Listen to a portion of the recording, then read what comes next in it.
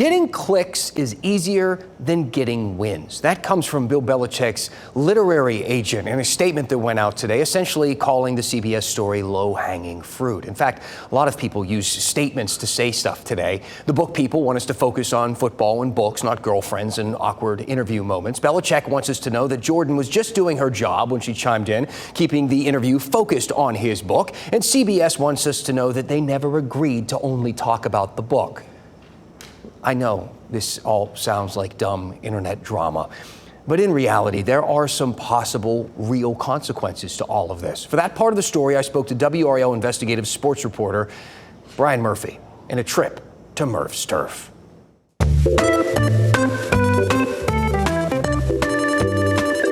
All right, Murph, let's talk, buddy. And first, we should, specify this is not TMZ, even though we are literally stealing their entire style.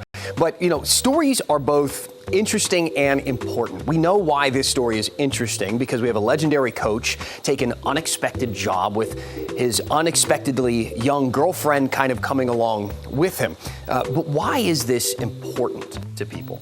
Well, Dan, I think, UNC has turned its entire football program over to Bill Belichick. They're paying him $10 million a year, perhaps up to $50 million over the next 5 years. And they've given him carte blanche. He's hired his sons. He's hired his good friend as the general manager. And now all of a sudden, his 24-year-old girlfriend is also making decisions that may be having influence over the program. So let's talk about that just a little bit because let's give the full picture of her role. Yes, she is the girlfriend of Bill Belichick, but she also does operate in a professional capacity and did so even before he took this job with UNC. Yeah, she owns a bunch of companies in Massachusetts, several of them related to Bill Belichick. She also owns a bunch of trademarks that are adjacent to Bill Belichick as well. And she has made, she's made her career out of being a social media influencer. She has a big following, and now she's clearly playing a role in public relations. And we see that with emails particularly. Yes, we've seen Bill Belichick ask that she be CC'd on emails, copied on emails that get sent to him about, his image or ways they want to publicize the program. Now, emails when you're with an NFL organization, emails with your private company to private company are one thing. This is a public institution, so we can request the emails that go back and forth. And now there's this Athletic article that is claiming that those emails are kind of a smoking gun as to why UNC suddenly had the Hard Knocks deal with the NFL and HBO, and then seemed to overnight lose that deal, and the Athletic seems to be pointing the blame to her. Yeah, they cite industry sources saying that she is the reason her need for more control or her presence in the project is why UNC didn't become the first college team to be on Hard Knocks.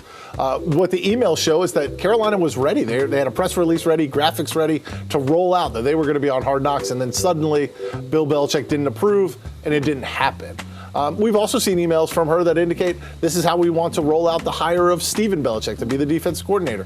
She also emailed some people in the athletic department saying, hey, we need to get some comments taken down that are calling Bill Belichick a predator. So she has played a role in deciding maybe how the coverage of the program is internally. Now, I want to play devil's advocate to a certain narrative that she is controlling these things. It's hard to make this assumption that she's the one calling the shots when we have seen Belichick be in charge his entire career. We've never seen it. There's never been this impression that he was being manipulated by somebody. Yeah, and as general manager said, this is a coach-driven program. I mean, the assistant coaches haven't even talked. Belichick is in charge of this entire operation, and ultimately he's going to be judged on whether he wins games on Saturdays in the fall or doesn't. I think all of this Jordon Hudson talk is going to melt away as we get closer and closer to football season, and Belichick has a record to stand on. If they go 10-2 or 11-1, it's going to be one story. If they go 4-8, it's going to be an entirely different story based on what they do on the field.